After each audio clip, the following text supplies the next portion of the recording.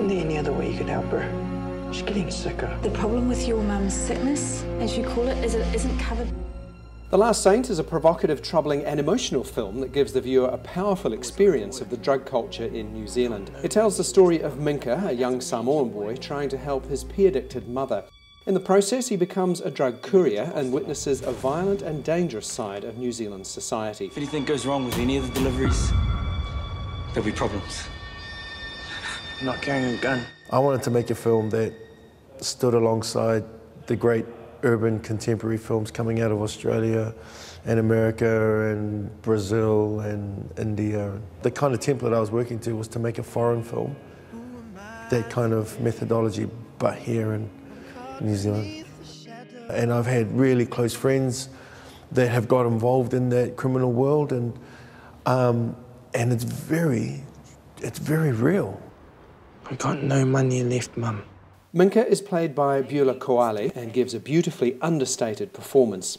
He's like an old soul. He's so strong. He's so focused. He trusted me from a very early stage with the film, and I said, "Look, dude, this is where we got to go." And he was like, "Yeah, okay, man." Another of the key characters is the charismatic but crazy drug dealer called Pinball. He's played by the director's brother, Joe Naufahu. I think Pinball, I knew he was going to allow me to release some of my own demons through the filming, you know, so, and I knew it would be fun, I knew it would be challenging, and I'm always up for a challenge. Joe picked me up out of the gutter when I tried it on with one bouncer too many. There is a scene where he comes down to Minka's level, and he's talking to him, you know, on a very real, very human level, and that was kind of, I guess, my chance to sort of make people see, hey man, this guy's not so messed up, or this is why he's the way he is, you know.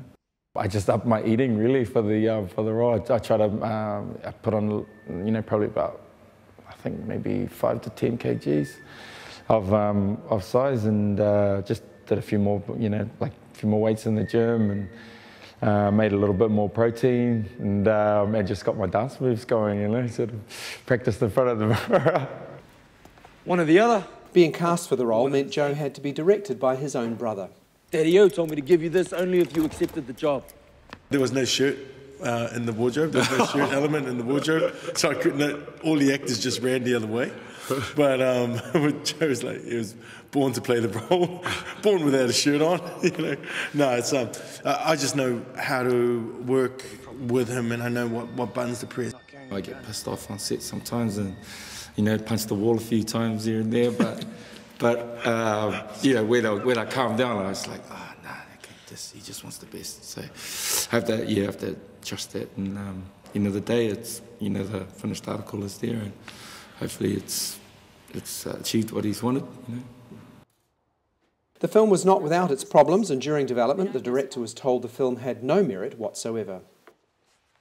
We were turned down over the course of a number of years for development funding, for production funding, and you know, for post-production funding and for distribution support. Every time we got rejected, we just kept thinking, okay, well, why do we need this? Because we don't need this, man, this bad feeling. You know, that's what marriages are for.